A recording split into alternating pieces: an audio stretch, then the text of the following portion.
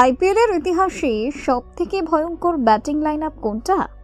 আপনার মাথায় হয়তো আরসিবি বা মুম্বাইয়ের নাম আসছে, কিন্তু দাঁড়ান, আইপিএল 2026-এর জন্য সানরাইজার্স হায়দ্রাবাদ যে দল বানিয়েছে তা দেখে ক্রিকেট বিশেষজ্ঞরা বলছে এবার টি-20-তে 300 রানের রেকর্ডও নিরাপদ নয়। একদিকে ডিনামাইট অভিষেক শর্মা, অন্যদিকে 14 কোটি টাকার ট্রাভিস হেড, আর তাদের সাথে এবার যোগ দিয়েছেন 11 কোটি টাকার পকেট ডিনামাইট ঈশান কিষান। ভাবুন তো, পাওয়ার প্লেতে এই তিনজন যদি একসাথে জ্বলে ওঠে তাহলে বোলারদের কি অবস্থা হবে। আজকের ভিডিওতে আমরা দেখব এসআরএইচের এই নতুন অল স্টার টিমের শক্তি, দুর্বলতা এবং কেন তারা 2026-এর ট্রফি জয়ের সব থেকে বড় দাবিদার। ভিডিওটি শেষ পর্যন্ত দেখুন, কারণ শেষে থাকছে হায়দ্রাবাদের পসিবল প্লেইং 11। শুরুতেই আসি হায়দ্রাবাদের সব থেকে বড় শক্তির জায়গায়, তাদের টপ অর্ডার। বন্ধুরা, আপনারা সদ্য শেষ হওয়া ভারত বনাম নিউজিল্যান্ড সিরিজে দেখেছেন অভিষেক শর্মা এবং ঈশান কিষান কি করেছিলেন। 1 নম্বর অভিষেক শর্মা মাত্র 14 বলে হাফ সেঞ্চুরি করে যুবরাজ সিংয়ের রেকর্ডের খুব কাছে পৌঁছে গিয়েছিলেন। 2 নম্বর ঈশান কিষান রায়পুরে মাত্র 21 বলে 50 করে বুঝিয়ে দিয়েছেন তিনি কেন এত দামি প্লেয়ার। এসআরএইচ ম্যানেজমেন্ট এবার স্মার্ট গেম খেলছে। তারা ট্রাভিস হেডকে রিটেইন করেছে এবং ঈশান কিষানকে দলে নিয়ে টপ অর্ডারে 3 জন বাঁহাতি মনস্টার ব্যাটার সাজিয়েছে। প্যাট কামিন্স যদি হেড এবং অভিষেকের সাথে ঈশানকে 3 নম্বরে নামান, তাহলে বিপক্ষ দলের স্পিনাররা বল করার আগে দুবার ভাববে। টপ অর্ডার যদি আগুন হয়, তবে মিডল অর্ডার হলো বারুদ। এসআরএইচের মিডল অর্ডারের দায়িত্ব এবার 2 সুপার জায়ান্টের কাঁধে, হেডরিক ক্লাসেন এবং নতুন রিক্রুট লিয়াম লিভিংস্টোন।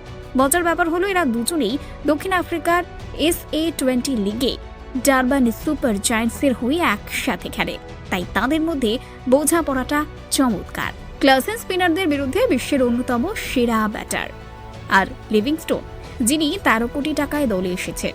বড় শট খেলার পাশাপাশি প্রয়োজনে লেগ স্পিন এবং অফ স্পিন দুটোই করতে পারে।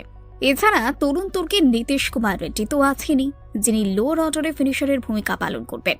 ব্যাটিং নিয়ে তো অনেক হলো কথা, এবার আসা যাক বোলিংয়ে। ক্যাপ্টেন প্যাট কামিন্স নিজেই পেস অ্যাটাকে নেতৃত্ব দেবেন। তবে এবার হায়দ্রাবাদ তাদের সব থেকে বড় সমস্যা ডেথ বোলিং সলভ করার জন্য দলে নিয়েছেন হর্ষল প্যাটেলকে। হর্ষল ডোমেস্টিক ক্রিকেটে গুজরাটের হয়ে দুর্দান্ত ফর্মে আছেন এবং স্লোয়ার ও ইয়র্কারে ডেথ ওভারে রান আটকানোই তিনি মাস্টার।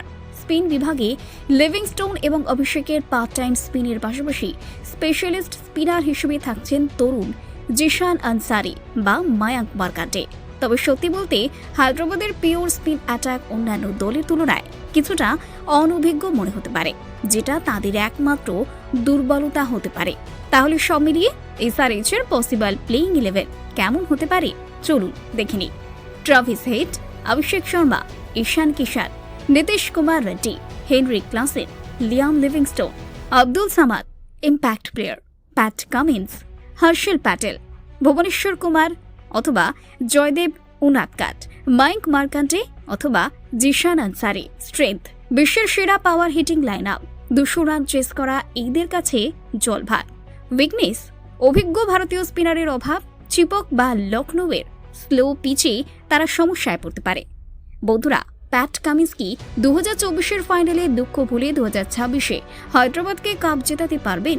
আপনাদের কি মনে হয়? অভিষেক, হেড আর ঈশানের মধ্যে কি এবার সব থেকে বেশি ছক্কা মারবে? কমেন্ট করে আপনাদের প্রেডিকশন জানান। দেখা হবে পরের ভিডিওতে। জয় হিন্দ।